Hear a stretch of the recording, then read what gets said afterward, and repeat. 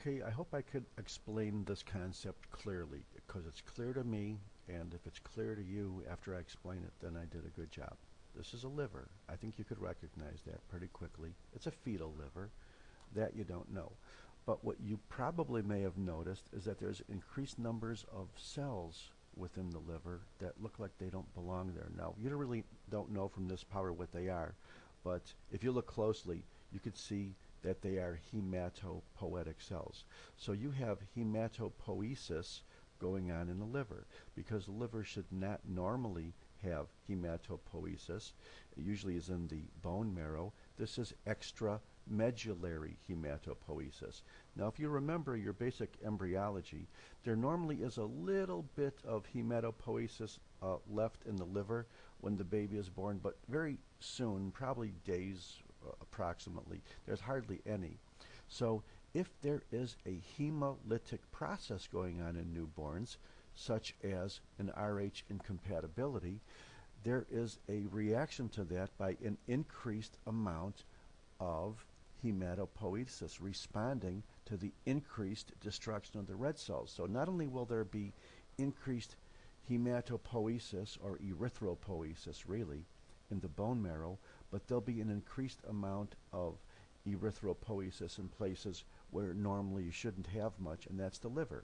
So what are we trying to explain? We're trying to explain that if you look at a baby's liver who's had hydrops fetalis due to immune Rh incompatibility, or another name, erythroblastosis fetalis, you see a lot of hematopoiesis in the liver, or extramedullary hematopoiesis. This is a very important concept, and basically it applies to many both adult and childhood hemolytic anemias. What is this? This is something called Kern icterus, okay? Because of the increased hemolysis in the baby, you have a tremendous increase in unconjugated bilirubin. Now, you know the liver conjugates bilirubin, and it makes it more hydrophilic and less lipophilic, because unconjugated bilirubin is more lipophilic. So if you have a baby that has an extreme amount of bilirubin which is unconjugated due to hemolysis, that lipophilic unconjugated bilirubin is more likely to be attracted by lipid substances like white matter, like myelin in the brain. And that's why babies that die of erythroblastosis fetalis have bilirubin pigmentation in the white matter of the brain. This is what Kern icterus is, and I hope I did that one properly as well.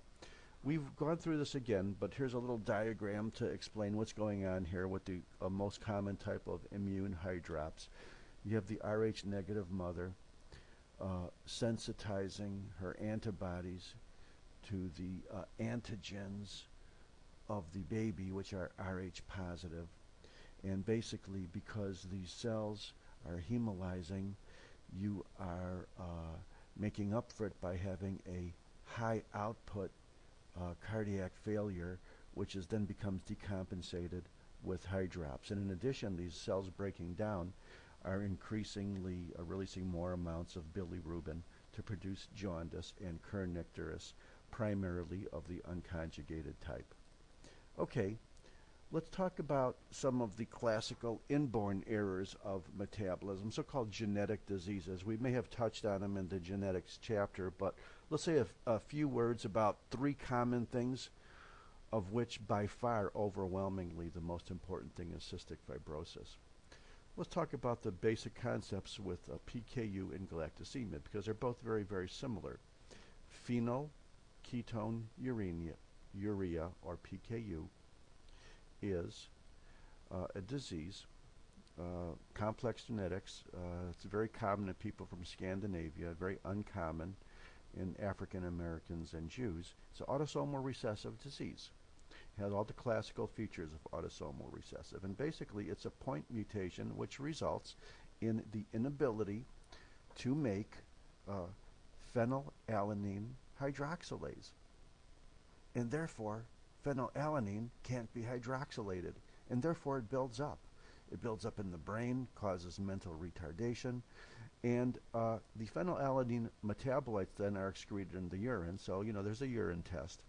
Now, there really is no treatment for this test, but the primary goal is to make sure that this phenylalanine does not build up. And the only way you could really do that is to restrict the diet. So that's basically the classical description of probably the world's most classical genetic disease. Let's take another classical one, which is very similar in many respects, galactosemia.